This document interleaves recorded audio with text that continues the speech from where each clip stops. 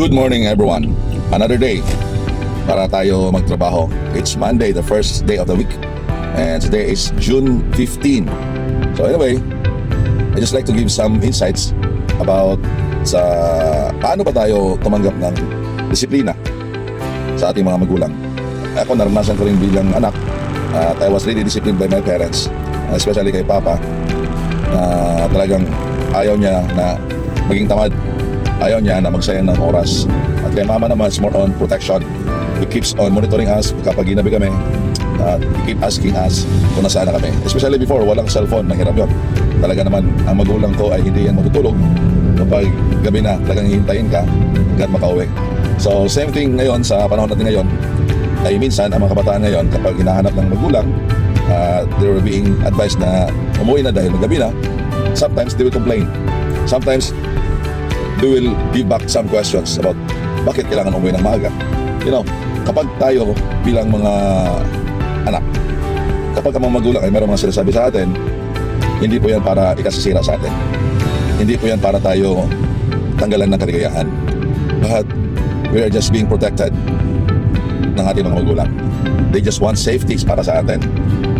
Ang mga pangaral ng magulang ay hindi po yan ikasisira o ikapahamak sa anak, kundi ito ay pangaral nang sa ganon hindi kayo mapapahamak. Ganon din sa Biblia. Sometimes when we read the Word of God, there are verses that parang na-hurt tayo, nasasaktan tayo, but hindi po yan para sirain tayo ng Panginoong Diyos, kundi tayo ay i-mold niya according to His will, according to His purpose. Natandaan natin, wala pong pangaral ang Panginoong Diyos para tayo sirain. Ang ninais ng Panginoon ay magkaroon tayo ng proteksyon, magkaroon tayo ng kapayapaan, at magkaroon tayo ng kalakasan sa buhay natin. Ang bawat salita ng Diyos ay paalala sa atin na kung saan habang tayo ay nabubuhay dito, nandiyan ang Panginoon para tayo gabayan. Ika nga, sa mundong ito ay punong-puno ng tentasyon, punong-puno ng mga problema, and if you are not being guided by the Word of God, now, we will be easily trained out. Mapapagod tayo at mawalan ka ng pag-asa. So same thing din sa mga magulang natin, habang buhay pa ang mga magulang nyo, pahalagaan nyo ang mga pangaral na ibinigay sa inyo. Now, one day, you will live with your own family.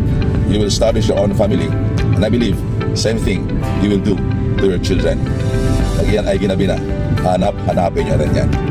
Habang tayo ay buhay, habang tayo ay mayroong pagkataon, may lakas, at pinahiram ng buhay ng ating Panginoong Diyos, let's give respect to our parents. And also, be guided every time with the Word of God.